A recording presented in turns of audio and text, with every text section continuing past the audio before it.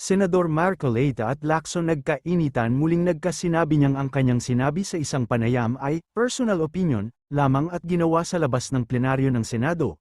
Kaya hindi ito dapat lapatan agad ng pagtutol, giit ni Marcoleta, hindi niya sinasabi na pinuprotektahan niya ang DISC-AS, at nais niyang garatin ang proseso at integridad ng pagdinig. Panoorin niyo ito mga kaganap na. Pagkano natin dito? Ipag-proceed kayo sa kinikirin niya? Are you trying to steal the show? No. Why are you so Let me shut protective that of this guy? Why are you so protective? I will register my continuing objection, Mr. Chair. I will question the objectivity of this proceedings if you will not allow me to raise this point.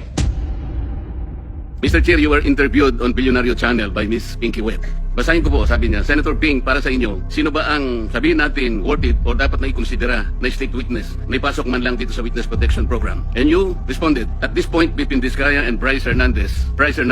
Mr. Chair, question is, does the chairman has the prerogative or the right to make judgment? No, that's my perspective, no? That's my personal opinion outside of the hearing or outside of this hall. So don't question my opinion. I am not questioning your opinion, Mr. Chair, but you are the chairman of this committee. Anyway, let's proceed with us.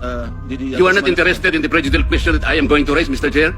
Go ahead, you raise your Kaya nga sinasabi ko sa inyo You're an questioning my investigator, opinion. we are investigating. Okay, kagad tayo. Mr. Chair, we are still in the Hearing suspended. investigating.